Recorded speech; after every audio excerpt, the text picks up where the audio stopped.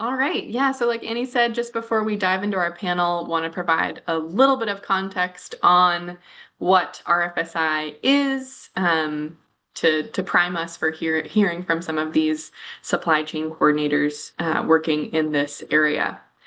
So, I'm going to just share my screen actually.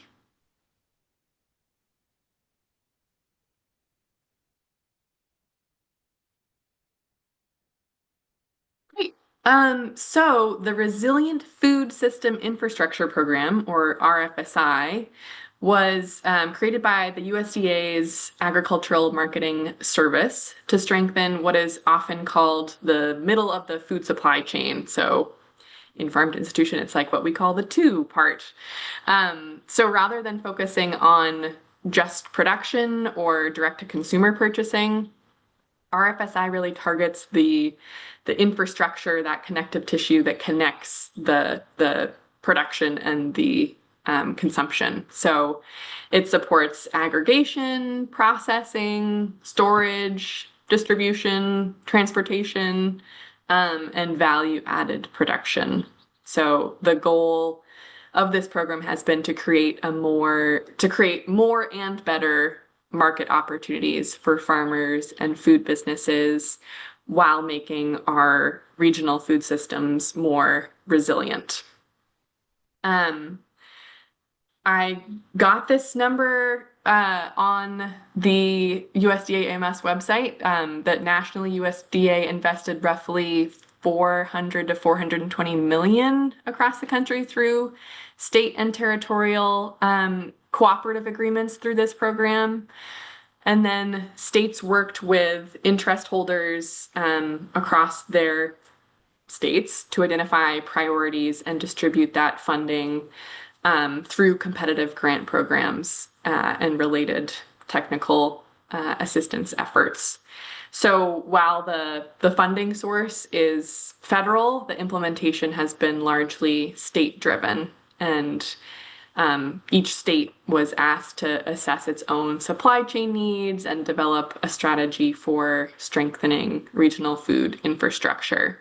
And so, as a result of that kind of state by state approach, we've seen some really different approaches emerging across the country and across New England, as we'll see here today.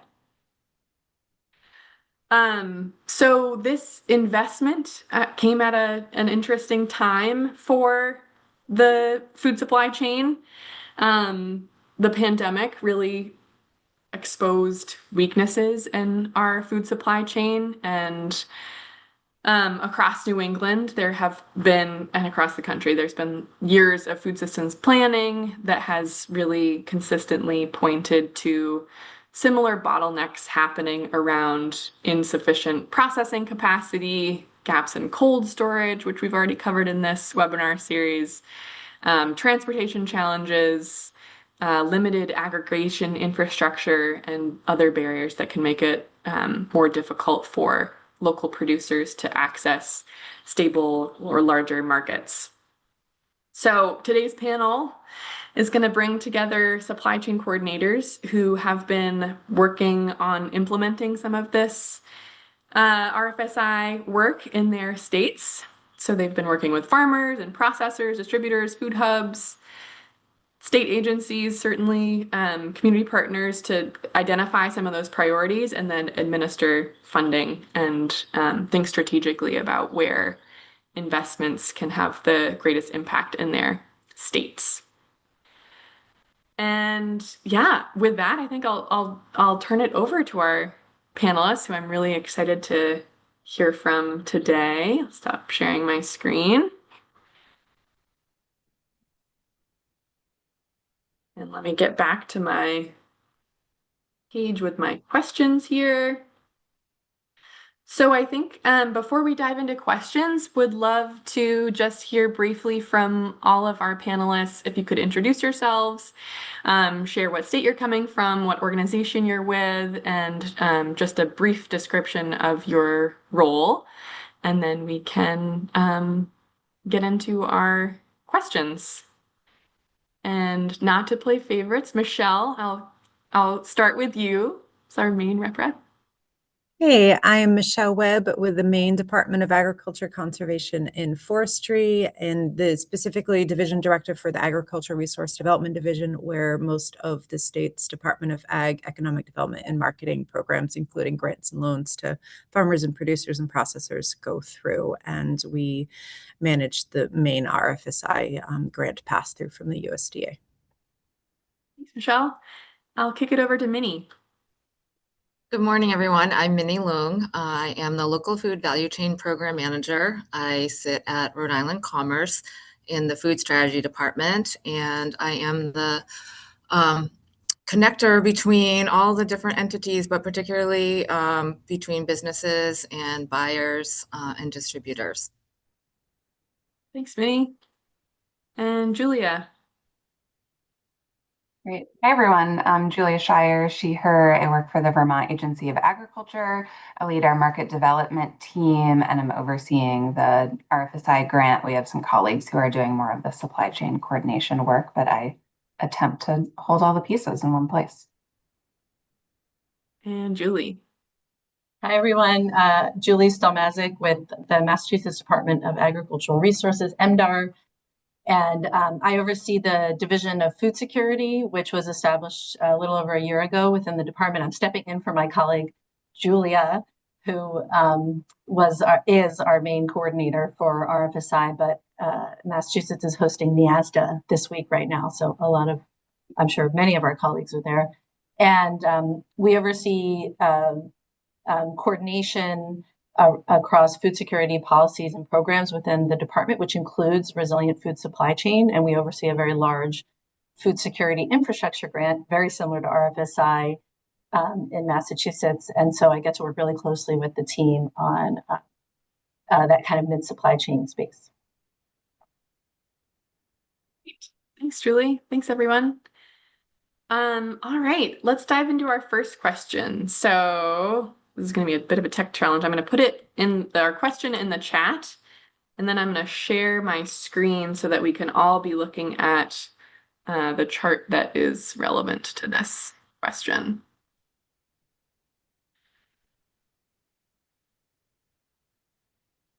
Okay.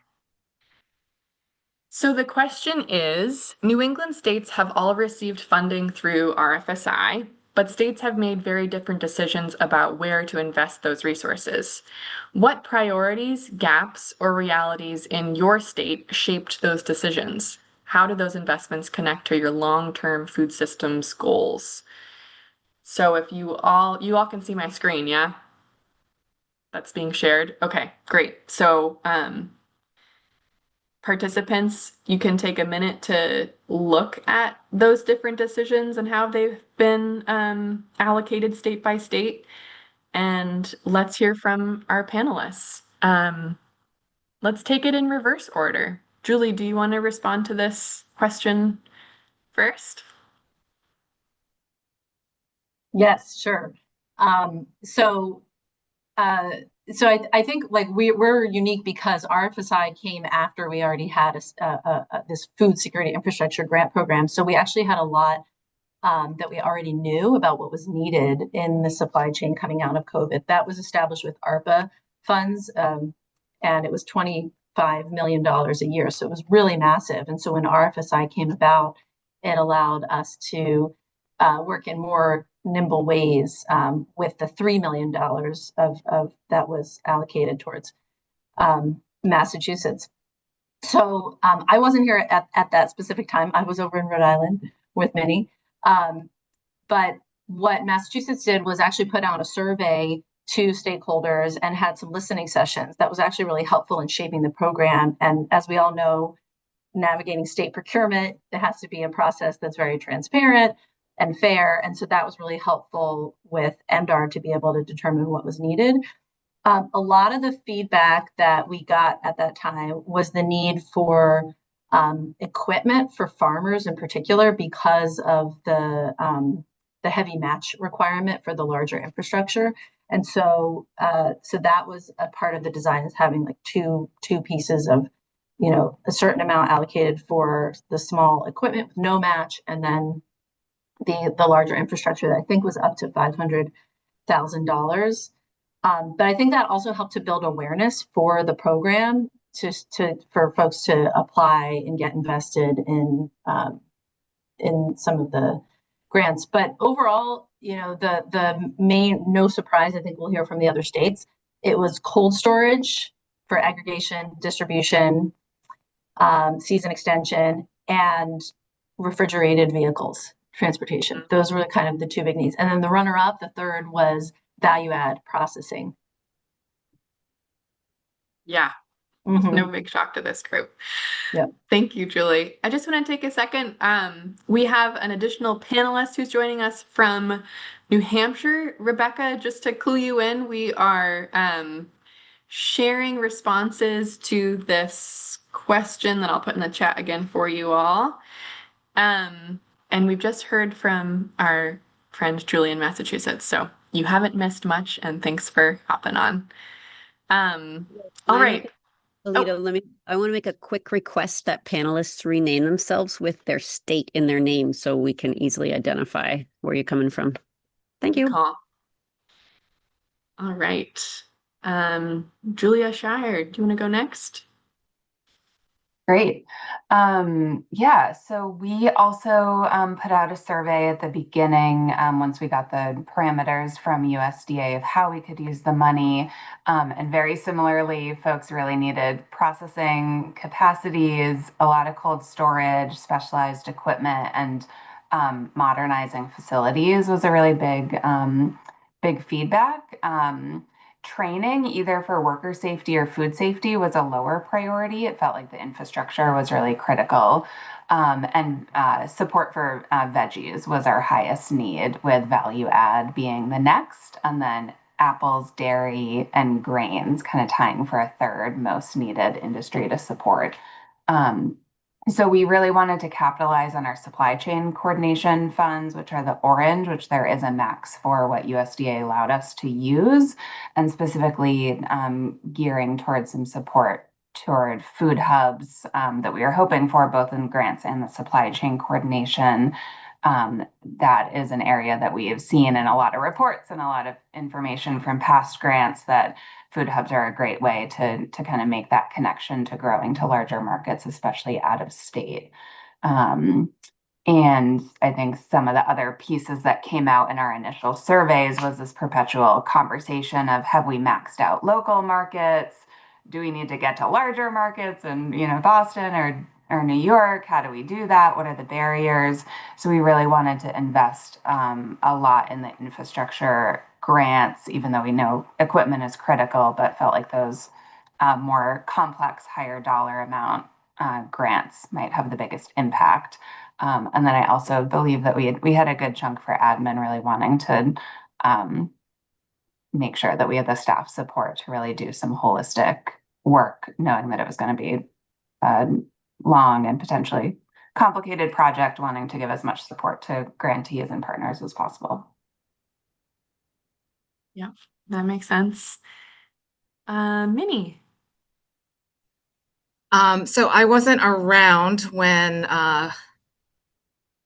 this was in planning, but and so Julie or Rosie, if you want to fill in any of the gaps, but based upon just the investments that the state has, Rhode Island has made, infrastructure was a big thing. Even if there is infrastructure in the state, a lot of it is very old and aging. So that was part of investment. Dedicated supply chain coordinator role, and also supply chain coordination through Land and Sea Together. And then closing the gaps in the middle of the supply chain, processing, aggregation, and distribution rather than production alone. And then I guess the strategy is leveraging the institutional buyers market and as a driver for scaling Rhode Island food businesses. Yeah. When you say Land and Sea Together, or you're talking about wrapping the seafood industry in with this program? Yes, I also wanted to add in also we have aquaculture and recipients, and so there's a need, the supply chain needs for that is a little bit different. Land and Sea Together is coordinating business coaching and training for farm businesses, and also particularly towards businesses that did not receive RFSI funding. So they recognize the need for supporting projects that maybe didn't get funded, but also will add value to the local food system. I see. Yeah. Thanks for clarifying. Michelle. Yeah, so Maine also did a survey before we built our state plan for RFSI. We had also had our AIIP infrastructure grants administered with some ARPA COVID relief funds. So we knew there was still a really big gap in infrastructure, but the survey results were please fund more farmers, producers, processors, and also we can't find any other funding source for equipment. And we don't want to pay or have to identify matching funds. And so the infrastructure part of RFSI required recipients to have matching funds. So Maine awarded 5 infrastructure projects at just under $1 million total combined amongst the 5, and then 35 equipment only grants. So we really dug into the equipment only in lifting that barrier for those recipients.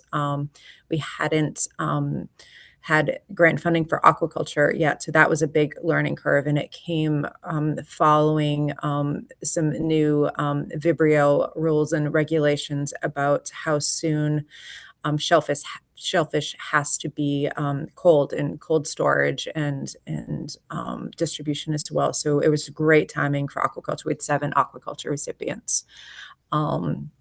We awarded in multiple categories: dairy and eggs, grains, specialty crops, specialty food products, but we didn't weight those any differently. It was truly just a process of how can we get the applications out and scored and reviewed and make sure that there's cross-sector representation, but there wasn't any. It was pretty clear that we weren't weighting those categories, those types of producers any differently, but it allowed us to monitor and track and see connections amongst applicants, but also just making sure we have sectors covered. Excellent. Thanks, Michelle. And Rebecca, if you just want to briefly introduce yourself, explain your role within New Hampshire, and then respond to this question, that would be great. Sure. Thanks, everyone. I apologize for being late. We're kind of covering a couple different roles today, especially with our commissioner and assistant commissioner away at a conference. And I'm Rebecca Ross. I'm the Director of Agricultural Development here in New Hampshire. And Josh Marshall is our assistant commissioner. He has been the lead on the RFSI projects, but is away today. He started that lead when he had my position before he was promoted to assistant commissioner. So we have some crossover, but he has maintained being the point person on these. So I will try to fill in as much as I can. But we have, where these would normally be development, they've stayed with Josh for the meantime.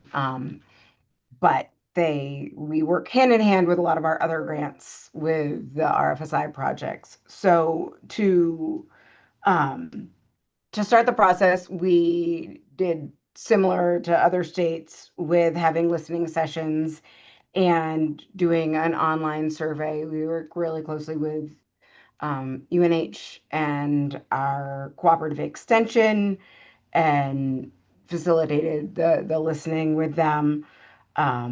Our needs came back very similar to the other New England states, that we really saw cold storage, delivery vehicles, food processing, grain processing, and shared equipment use as the top needs identified. And we broke out our projects.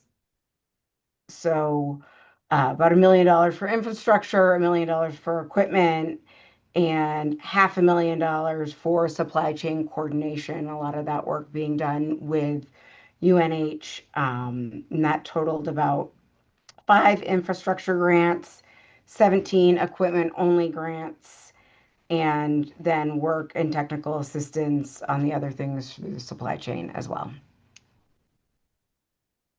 Excellent. Thanks, Rebecca. You're welcome. And thanks all. I'm going to stop sharing my screen now and we can get back to my other questions. Thank you all for sharing a little bit of background on what, how those choices were all made in your states. It sounds like you were both operating on a lot of existing knowledge about what your state is demanding or asking for, and then had some timely kind of in relation to this grant surveying that informed that process. That makes sense. Alrighty, our second question is, what does supply chain coordination currently look like in your state? What role do you or your organization play? And what challenges or opportunities is this work trying to address?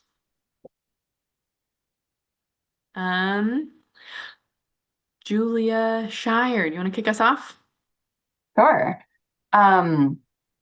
So we decided to have a designated staff person that is hired with supply chain coordination funds. And so that person, Jenny Porter, is really organizing a lot of our supply chain coordination work and contracts, as well as serving as a resource navigator. We've seen that for years in lots of different avenues. Folks have asked for some sort of navigation support or person or tool to really understand. Maybe you're a farm that's just starting off, or you're a food business that's trying to navigate different regulations, or building a facility and don't know what permits you need. I don't think we have solved that problem, but our staff and Jenny has been really phenomenal in doing a lot of the one-on-one work with businesses and other middle of the supply chain questions that come about. And then we also put a large amount of money into a local contractor or partner that we've worked with very closely. They originally did a lot of grant application support when our applications were open. That was kind of the hurdle that we all needed to get across as a state, of dealing with the grants first. And so there was directed grant writing support, or kind of some financial viability work that happened. And then after the grants closed and that settled, the dust settled there a little bit, that partner has done a lot of business coaching. They've done a lot of food hub work, doing financial viability and inventory management and route tracking, which I think has been an infusion of support that our food hubs have really appreciated over many months. We have also decided to put out a few RFPs for other contractors to do some more specific targeted work that's pretty small dollar amount. And we put that into our plan at the beginning, and actually are in the process of adding one more on right now because we have some extra funding.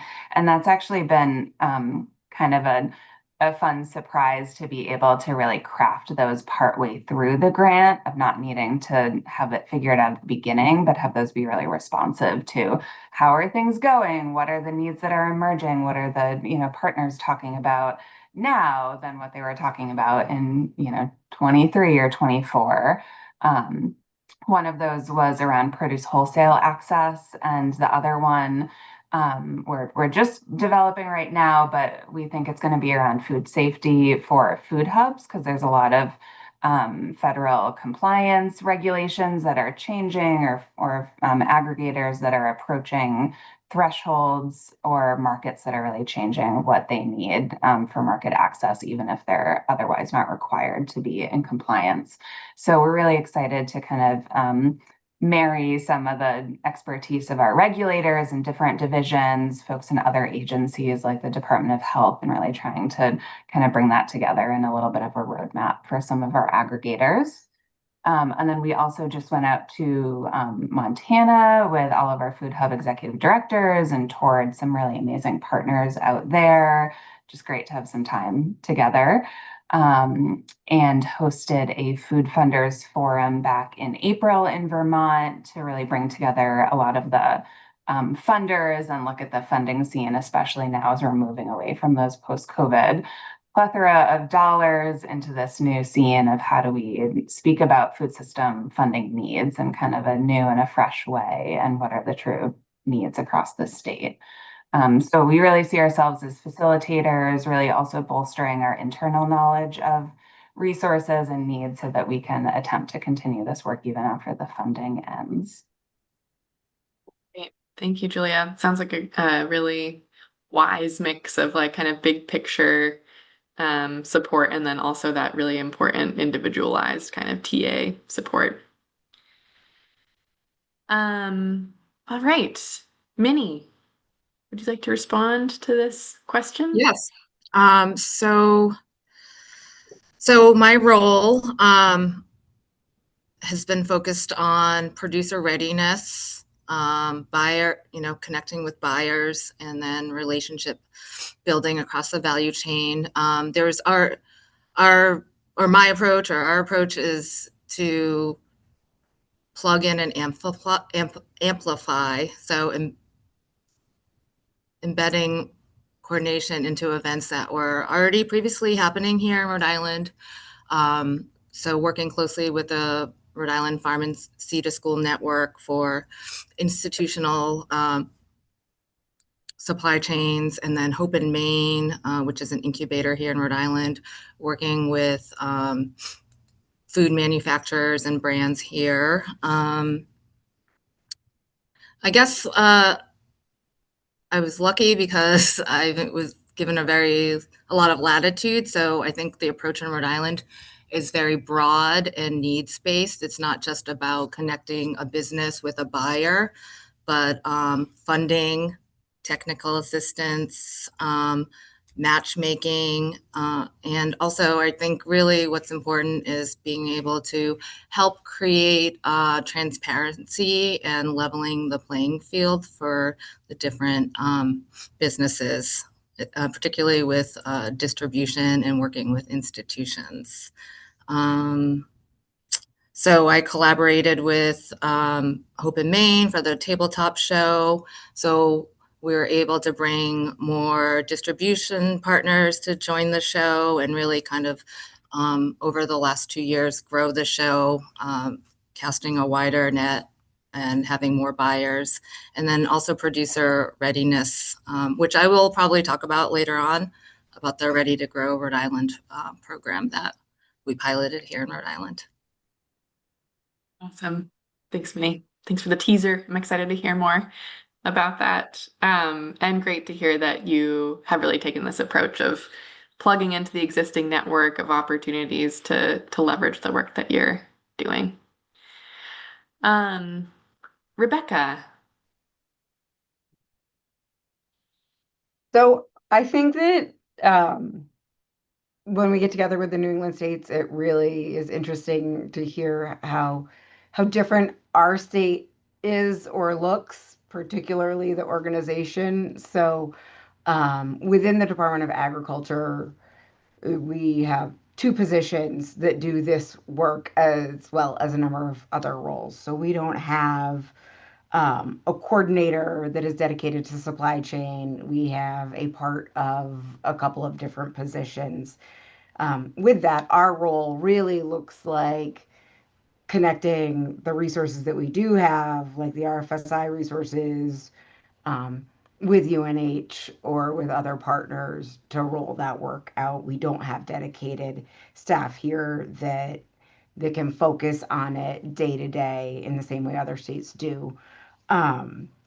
But we certainly worked with UNH in the cooperative extension to focus some of our technical assistance on that supply chain coordination that we really saw was missing. And so working on supporting things like the statewide strategic plan for the food system and bringing those folks together and then drafting the funding opportunities consistent with that is really the limit of our role as we sit in the agency. And so I think if the question is, what does it look like and what is our role? Our role really is just that facilitator and connection with the partners in the field that are doing the boots on the ground work. Yeah. And it's critical work, right? And wouldn't necessarily be done without you guys. And really inspiring to hear about your collaboration with UNH. I think that's a great partnership that makes the impact of your work even greater. Yeah, they're amazing to work with, and we certainly don't have the bandwidth, so we're very fortunate.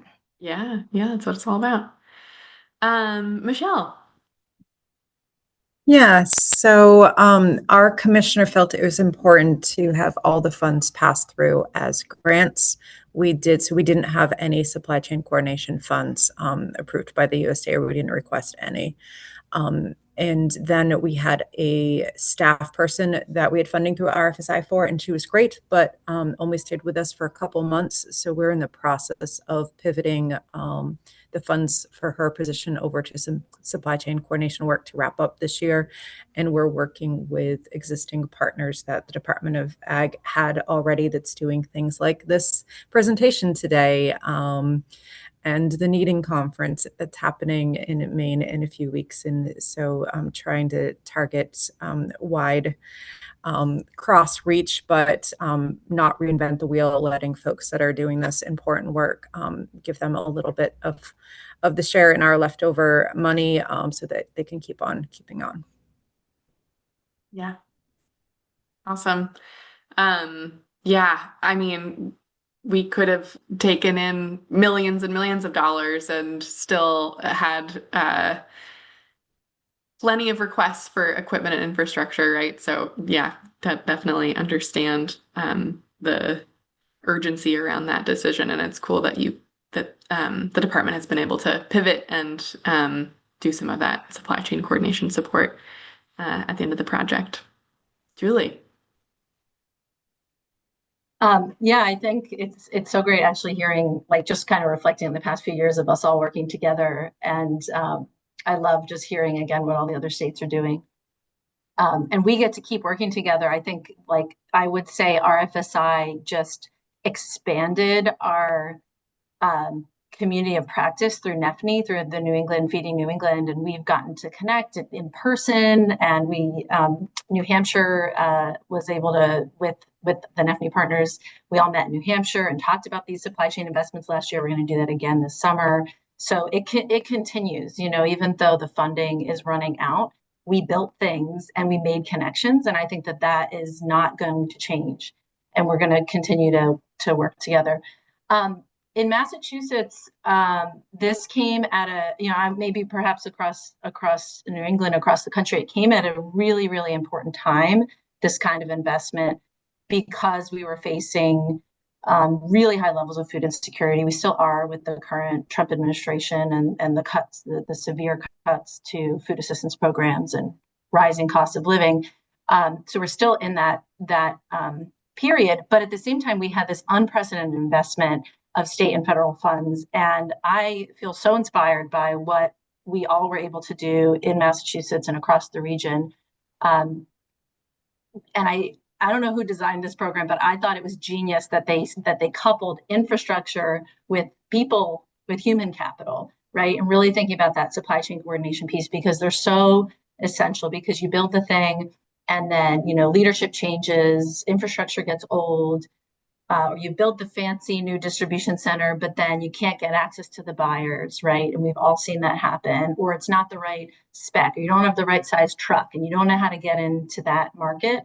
So in Massachusetts, this was just like such an exciting moment to build on this, years of investment in specifically farming, right? MDAR has some really fantastic programs around farm viability. I know the other states do too, and some technical assistance, but specifically to farms.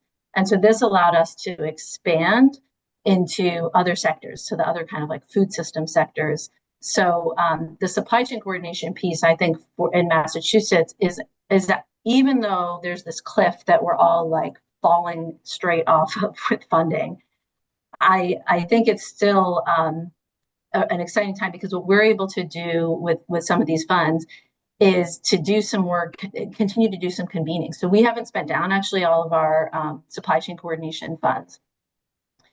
So what we did with some of that money is we did hire a staff person, Julia Nelson, who actually was able to stay on through federal grant management. So she's actually staying on. And then our team with the Division of Food Security is continuing to work together because of our other big infrastructure grant. But I think what I wanted to share is a couple of things around the coordination piece. So we're really focused on leveraging existing assets, and a big challenge there is just knowing where the stuff is, how big it is, what's the size, what's the market, right, and right sizing that. Because what we found is that some of the producers wanted to sell into institutional markets, but they didn't have the volume that they didn't, and they didn't have the right specs. And so, helping them to navigate aggregation, we've all seen the emergence of food hubs everywhere of all different sizes and scales, and everyone's a food hub, and it's pretty cool and exciting. But I think there's maybe some competition happening, and they recognize that as well. And so understanding where we can leverage existing assets, particularly across, Massachusetts being so long and wide, there's getting to Boston, getting to the different consumer markets.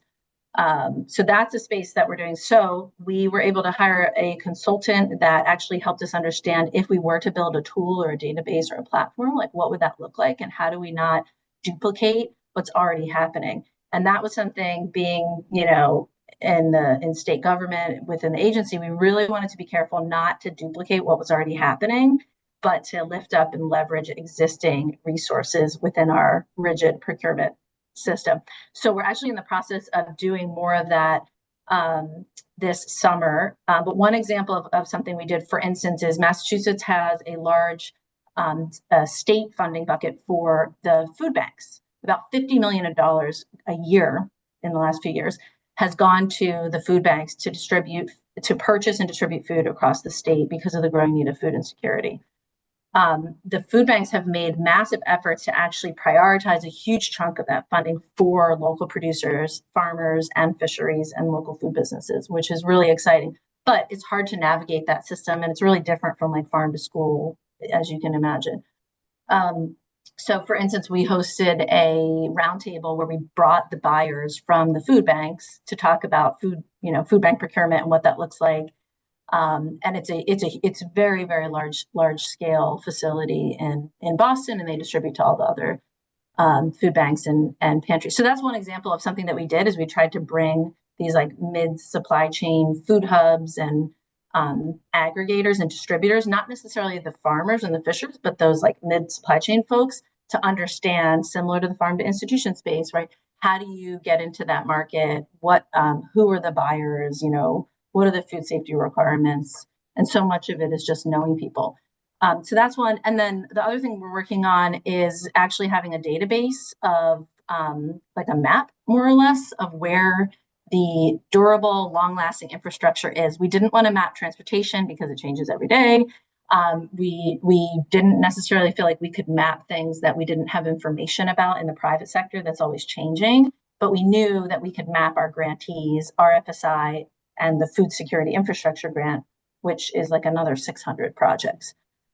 So we have a map of that. I can put the link in the chat. It's very beta, but our hope is that can be public facing, and we can actually get more information about, how many square foot building, how much square footage do you have of cold storage, and do you actually have some idle capacity that we could build on, right? Or are you over capacity and you need additional investment? So we're hoping that's what we're going to be doing this summer and fall and beyond, is actually looking at with scarce investments, where can we actually continue to make connect the dots and leverage all the stuff that has been built, right, in the last 4 to 5 years. So I still feel really inspired by all the investments that have happened, and I feel like we can continue as a state and as a region work together on this coordination piece, even with the challenging funding environment that we find ourselves in. Yes, definitely. Is the database, is that the same thing as the tool that you were mentioning developing earlier? Yes. Yeah, okay. It is. Yeah. So we so basically we're trying to get better and clearer information about the infrastructure investments, very similar to the diagram you just shared that Neffany put together. but expand it to our food security infrastructure because it's so much bigger than RFSI, and provide that information to, stakeholders and farmers and fishers and funders. But we felt like we needed more information about it, not just to plot a project, but to actually say, like, what's the capacity? And that was from a lot of feedback from stakeholders to say, I want to know where the cold storage is and what type of product they're moving, if they have additional capacity that I can utilize, those kind of things. Sounds a lot like the local food switchboard project that we Yes. have going on in Maine here. Yeah. We talked to them extensively and learned a lot, so we're really grateful for that. Awesome. Yeah, and you said it, Julia, like it's all about leveraging existing assets. And that's what I'm hearing from all of you panelists is leveraging existing relationships, partnerships, infrastructure, cold storage, that is kind of the name of the game here and the common thread that I'm hearing on this question. All right. Thanks, everybody. I think I got you all on that question, correct? Super. All right, so moving on to our third question. Thank you, Annie, for popping that in the chat. What partnerships, strategies, or innovations feel especially promising right now? What lessons, including hard-learned ones, might be helpful for others doing similar work? And Minnie, I'll have you kick us off on this one. I was going to volunteer to go first since I did do the teaser. In 2025, we did matchmaking at the local food and schools procurement event, and we were able to generate 95 direct supply chain connections in, I think, an hour and a half, which was very exciting. What it revealed, though, is that there's a critical gap between initial introductions and matchmaking and long-term buyer partnerships. And I think because we were able to be kind of nimble and address that relatively quickly, we, in partnership with Supply RI, which is a program here at Commerce, and I don't think I mentioned earlier that what makes Rhode Island a little bit unique is that my role sits at Economic Development Agency, Rhode Island Commerce, which gives us access to all kinds of data and assistance, and that is helpful for businesses. So we piloted a program, we called it Ready to Grow Rhode Island. It's a business readiness program. Our first partner, anchor buyer, was Sodexo. They had never done this before. It was Sodexo, K through 12, universities, and healthcare, 3 different market channels that are pretty siloed there. So that was a first. And what happened was we had first of all, we vetted local food producers. So we were not just going to take anyone. It was people, businesses that were almost there or already working in one of the market channels and wanted to expand into other market channels. So we kind of developed a system for vetting businesses for readiness. And they received 3 workshops, all interactive. Navigating institutional markets was one of them. Second one is marketing and pitching. Pitching was a component of every single workshop. And then the third one was funding your growth, because we all know that as these businesses scale and fund, they are going to need money eventually. So that was working on not only pitching buyers, but also pitching funders. So, and being connected with funders that actually fund food businesses. We were able to, out of that, create some business resources that we have been helpful. But I think the key component is the pitching. So they all created slide decks. Some of these businesses had been in business for 30 years and didn't have a slide deck, for example. Sales sheets, capability statements.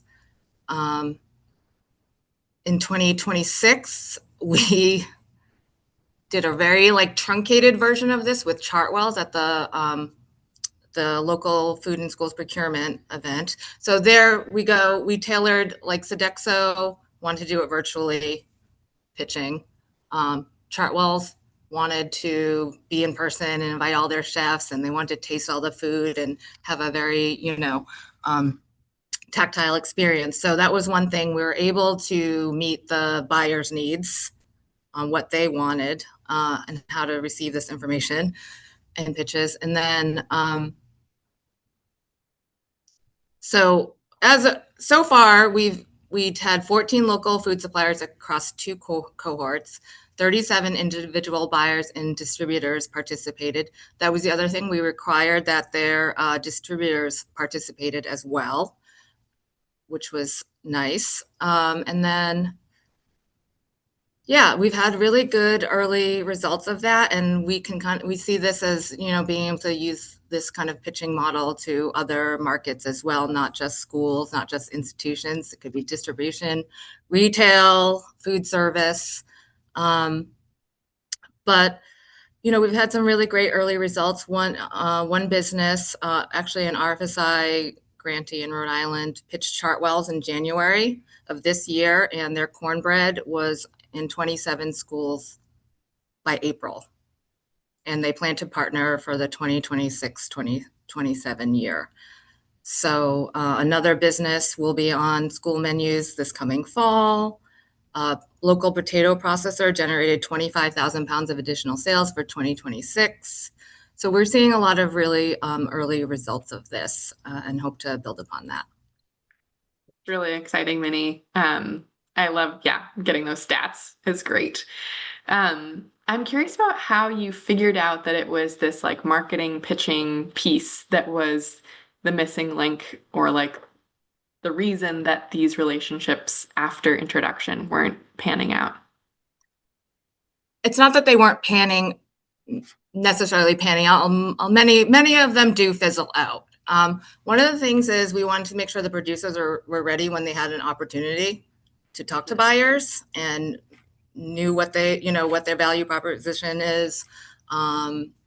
Just were ready to have that opportunity. So it's really replicated upon I don't know how to put this. It's replicated on what works in the business world, I guess. Right.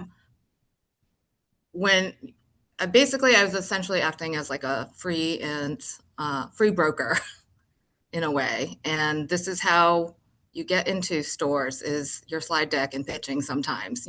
Sometimes you only have one opportunity a year when there's a category review. So we're kind of like taking the model that's already out there and then adapting that to with our local food businesses, but also making sure that it's working on both sides. And I think that from the buyer's perspective, that having that readiness component, like the food safety and all of that back end stuff, that is that they will have before they even like enter the room to have that conversation. Yeah, that makes a ton of sense. A lot of producers are producers because they want to make stuff and not necessarily born marketers. So that support can go a long way.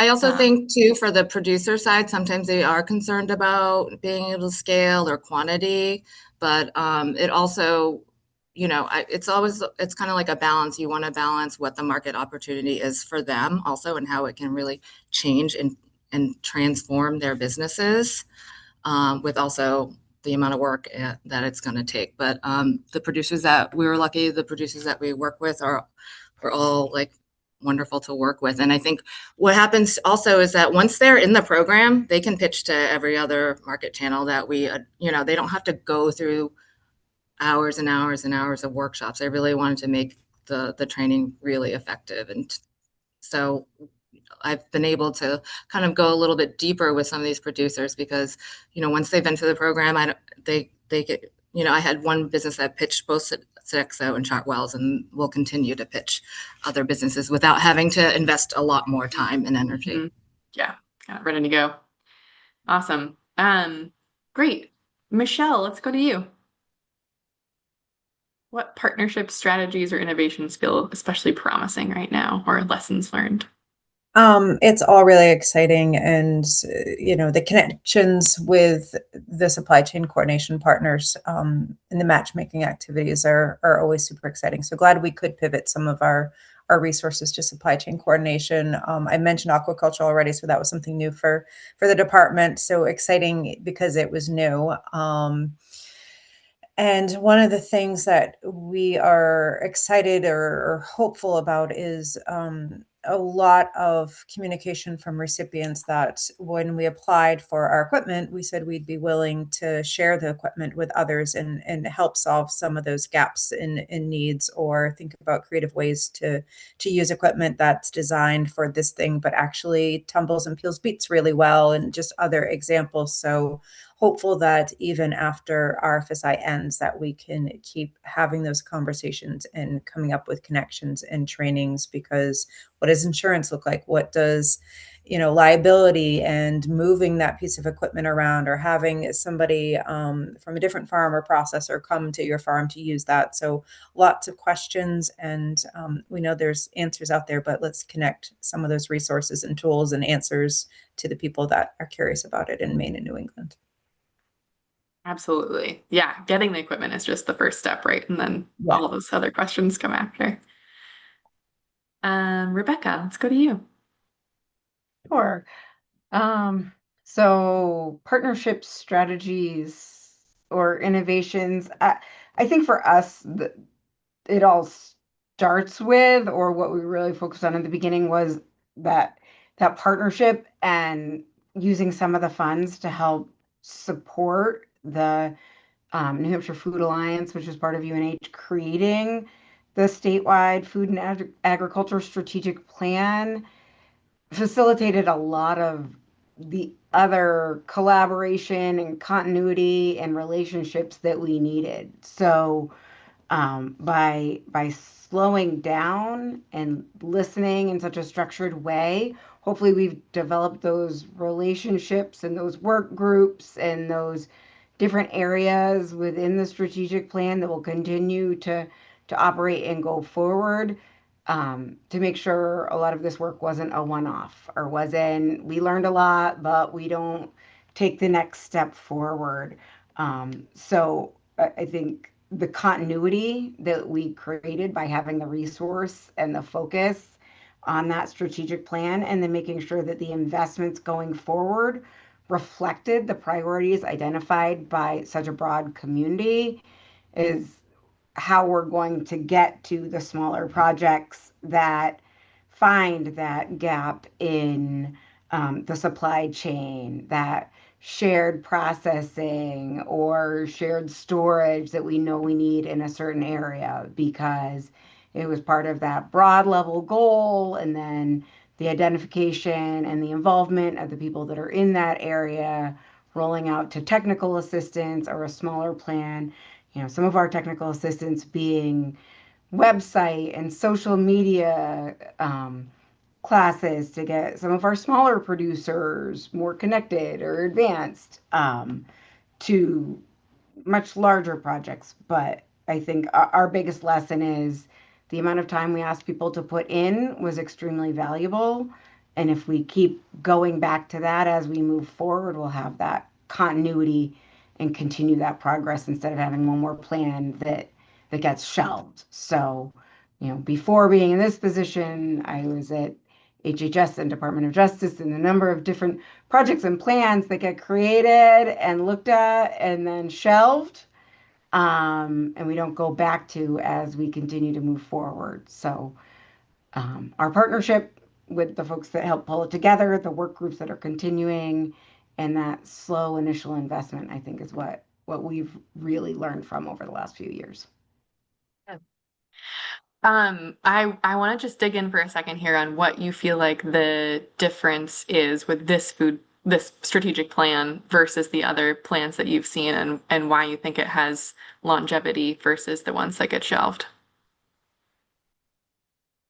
The involvement, the partnership, that this was really, each section was drafted by the stakeholders who care, the recruitment, the engagement, the support of the people working in the field, rather than hiring a high-end firm to come in, evaluate, ask targeted questions, package something up really nicely, but not have the time and the authorship from the people doing the work. So our writers were people doing the work. They had partnership, they had help, they had support, but it was truly built by the people working in this industry in New Hampshire, and I think that is the big difference that I saw. Awesome. Thanks, Rebecca. All right, Julie, let's go to you. And if you want to give a little bit of context on what you just dropped into the chat, that'd be great. Oh yeah, that was the that like grant viewer that we already kind of started with the infrastructure projects, and we added in RFSI, the other federal local food purchasing agreement assistance program, which was money to buy food, not to build infrastructure, and then our food security infrastructure grant, which was state funded, but initially started with the ARPA COVID relief funding. So that's kind of what we're going to try to build out. But as opposed to being just make it a little bit more analytical. So instead of just like grant project focused, but being able to really sort by some of the like mid supply chain queries that buyers and suppliers and folks want to know. So I think for us, I mentioned earlier the food banking space. So that's actually been, you know, an emerging space that's just, you know, for better or worse, it has been a growing area of investment because of the high levels of food insecurity. But it's kind of emerged as a new market channel for a lot of producers to get into, and in some ways, it presents an opportunity of like steady state funding where there is this market channel that will probably stick around for a while with the food banks, where they can actually support more small and mid-sized producers to actually get into those market channels. And they're doing really cool things also within fisheries as well. You know, frozen fish, and being able to purchase really, really large volumes of that. So that's really exciting. I think one of the kind of learnings that is a theme that keeps coming up here is it's not always that like the price isn't right or the pack size isn't right. It's just like knowing the person, you know, it's like, oh, I know Minnie and Minnie knows me. And that's how a lot of, you know, that's why there's brokers, right? It's all about these relationships. But I think it's really hard for these like smaller producers, these nonprofits to get into these spaces and build those relationships that have been just going on for so long in the kind of, you know, private sector space within institutions. So that's been, I think, a really exciting space and a new market channel for producers to explore. And so we've just been kind of creating the space for connection around there. I think one of the learnings that came out of that is that actually farm to institution is not for everyone, right? Not all producers are going to fit into that. It might not be the right volume, it might not be the right price point. And to kind of learn that early and say, I'm going to do direct to consumer, and that's better for me and the size of my business, that is a really important learning as well. So I think that's been helpful. The other thing I wanted to mention is that another learning is because RFSI and LFPA happened around the same time, they actually were able to work together. So we, in Massachusetts, you know, local food purchasing agreement was able to directly put funding into historically disadvantaged, socially disadvantaged, prior term with the USDA, socially disadvantaged communities that paid them to grow food to feed their neighbors. And it's just was this incredible and innovative program. And I know some other states are starting to find state funding to continue that program. So, you know, a lot of producers got money to grow the food, and simultaneously they were getting money to expand their infrastructure to deliver that food, to store that food.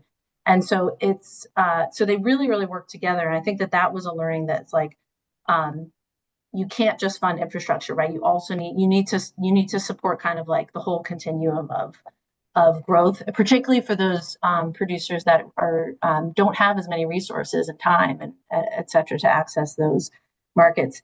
And then the last thing I wanted to say was, the resilience part of resilient food system infrastructure is something that we keep coming back to.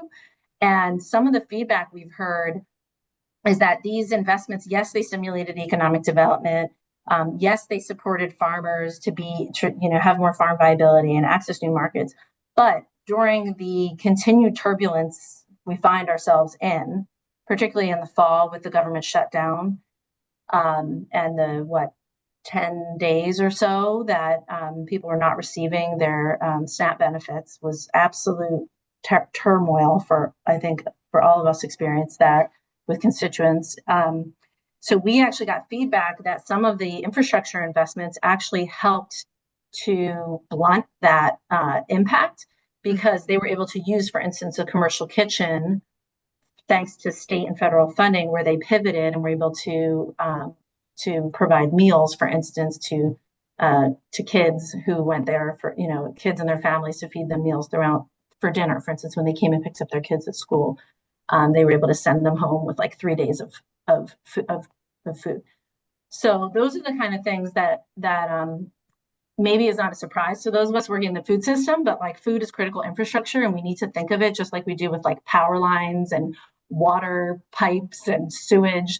And I think like that is the most exciting thing that I keep hearing come up again and again. Like, we're sitting here on a webinar about infrastructure and there's 30 people listening to it. Like, infrastructure is a relatively boring thing, but the fact that it's now like an area of investment and discussion, and we're seeing public and private dollars pour into that, and recognizing that it needs to be more than just, donating food or funding farmers, right? It's yes but that middle part is so critical, and we need to see it as critical, and we need to know where it is, and we need to continue to maintain and invest in it. So I think I don't know what the path is ahead of how we do that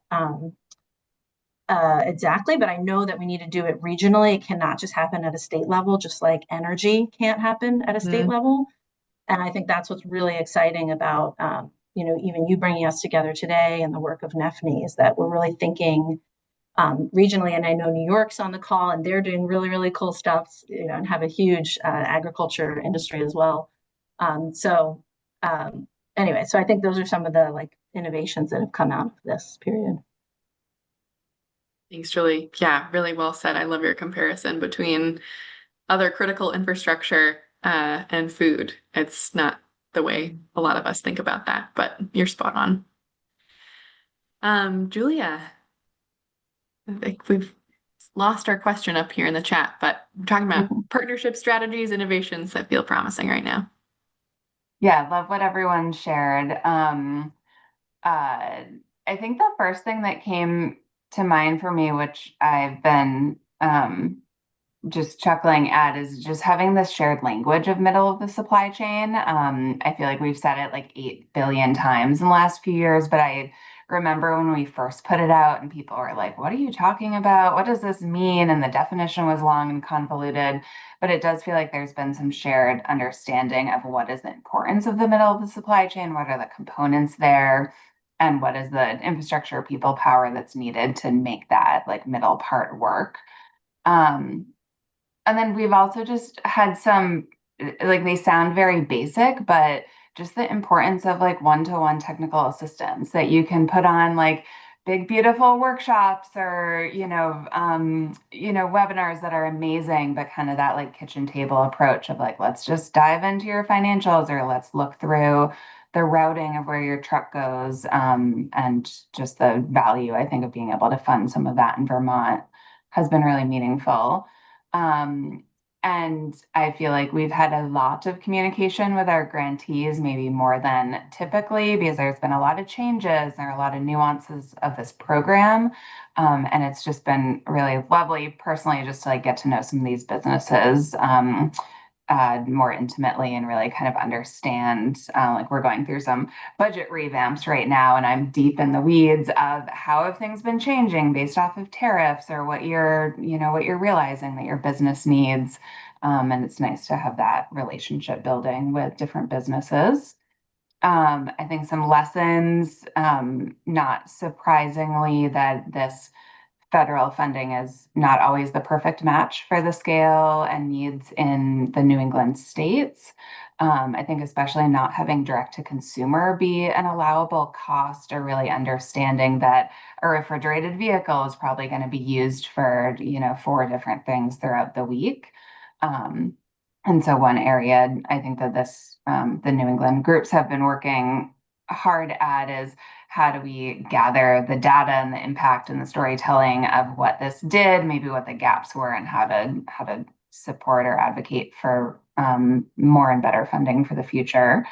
And then as we are starting to close out some of our infrastructure grants and looking at the next annual reporting that's coming out this summer for USDA, really diving into how you measure impact is very complicated. And especially if you're looking to do that across states or nationally, thinking about RFSI's goals may or may not be aligned with our state goals that are in our plans. So even just basic questions of like, is increased production a goal? What is that in service of? What if you're getting more markets, but you're not able to do that efficiently? Is that worth it, or a correct kind of scale of growth? Do you want more jobs, or do you want equipment that's more efficient and maybe doesn't need as many bodies to operate? And so kind of holding a business's goals versus the state, what we think should be happening versus regionally and federal, and how to kind of map that out has been an interesting challenge that we do not have any perfect answers to, but it's good to be getting data from folks. Yeah, I'm sure a lot of us are in that boat, and it's always a challenge, right? The communicating impact, when often the impact is, I met with one person and helped them work through a business plan. Not necessarily what the funder wants to hear. Thank you, Julia. All right. I just have one more question for you all. We're doing great on time. Looks like Annie's about to drop it into the chat. We've all touched on this a little bit, but want to provide another opportunity for folks to dig deeper on how New England states are currently learning from or collaborating with one another. Where do you see opportunities for deeper regional coordination moving forward? And feel free to build on what you've heard from other panelists or responses that you've given so far. And Alita, I'm just going to pipe in real quick, if we can keep it to like 4-minute max to answer this collectively, so that we have a little bit of time for Q&A. Yes, great. Rapid fire. Rebecca, what do you have? So I will be very quick.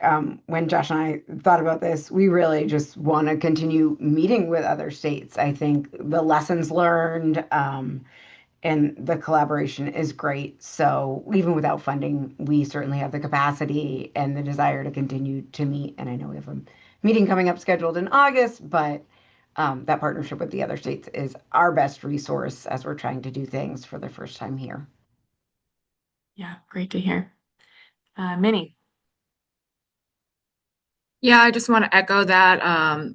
It's been really helpful to see how other states are approaching this work. I would say, I think deeper coordination around distribution infrastructure would be helpful. And also, I'm really interested in what Julie mentioned about the supply chain mapping. I think that's something that we have kind of talked about in the last 18 months, because I think we all recognize, the value of mapping some of this out. But I think, like, from Rhode Island's perspective, because we're so small and because of, circumstances, I think mapping out all of New England would be more helpful than just Rhode Island. And also just being able to communicate with each other about supply chain opportunities. I was looking for a tortilla manufacturer, because we don't have one in Rhode Island. I know that there are some in New Hampshire and other areas. So being able to share opportunities across New England would be great. Great. Thank you, Minnie. Julia. Yeah, ditto with what everything has been said. And I think a shout out to the folks who worked on the data for the first slide that you shared. I think just having those visualizations are amazing, and any ability to do that with impact data will be great. Thanks, Julia. Julie. Yes, all, and the things I would add would be data sharing. So the New England Food System Planners Partnership has been leading 2 rounds of the local food count, which is this really hard number we all need to know, which is like, are we actually moving the needle and consuming more local food? So that I think is really exciting, and transparency and coordination around financing and how we actually fund these, like through the whole capital stack of like public investment and private investment. And then policy, I think there's some really exciting innovative spaces where, like, I think Connecticut and New Hampshire have passed or have explored passing things that benefit their state and the New England states, like around local purchasing incentives through schools. I think that sometimes the legislature is like, it's really hard to understand that because we're so like state centric. But again, I think the energy policy maybe could be a space we could learn from when we think about food policy at a regional level. Yeah, super cool. Michelle. Echoing what everybody's said so far, and I think at the state and ag service provider nonprofit level, the planning conversations through NEFNI and through some of our food funders gatherings have been incredible. But how do we more intentionally and collaboratively spread that message across to our producers and processors in our respective states? And we host listening sessions and surveys, sometimes in a reactive way. We know we're going to be able to apply for RFSI funds, so we host a survey to learn more. How can we do that more oftenly so we're really much better prepared ahead of time and have a better understanding of what needs, gaps, challenges exist? So just more communication and collaboration. It's great. Yeah, and making sure that reaches the people with boots on the ground who are really engaged in this work. Great point, Michelle. All right. So I think we've got just 5 minutes or so for burning questions from our attendees for our panelists. Annie, do you want to unpin everybody and get back into a full room here? I will do that. Thank you. Here we go.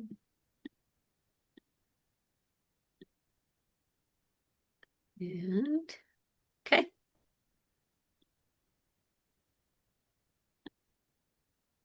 All right, folks should feel free to pipe up if you have any questions that came out of our conversation.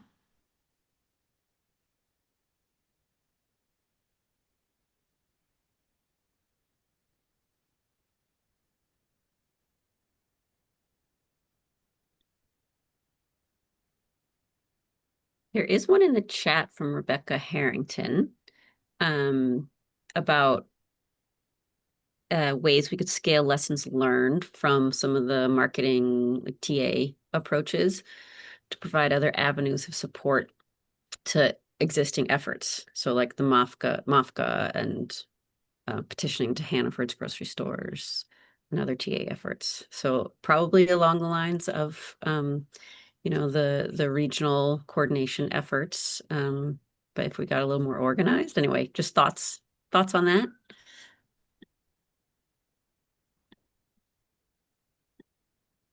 I have a question for for other panelists, if there's none others in the audience. So I'm wondering if any of you have seen a shift amongst your state funding legislature or like within the state government framework that RFSI and this investment has like changed strategic priorities or policy within the state, where this is like a new area of investment, particularly with the loss of federal funds.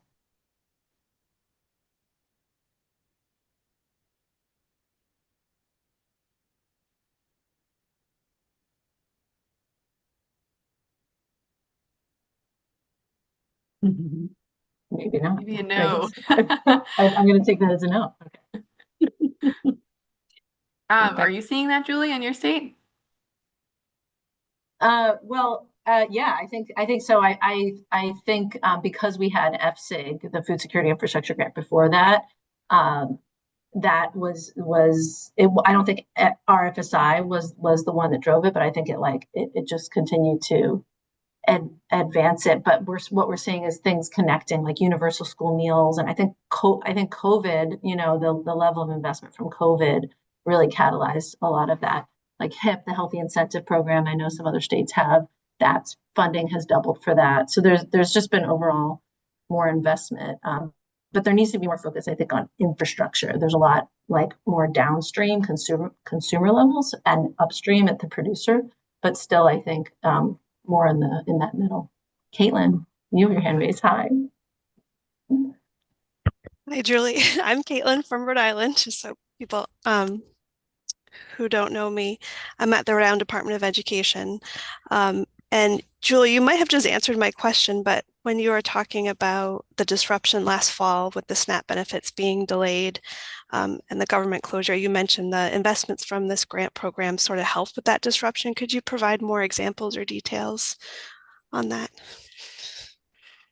Yeah, like we got a note from one of the YMCA's in the South Shore of Massachusetts that had built a brand new commercial kitchen. The Ys are actually starting to invest in like school gardens and kitchens, and they have daycares and schools, and they're all doing cool things. The Y in Boston has built like a huge distribution facility and an old Amazon warehouse.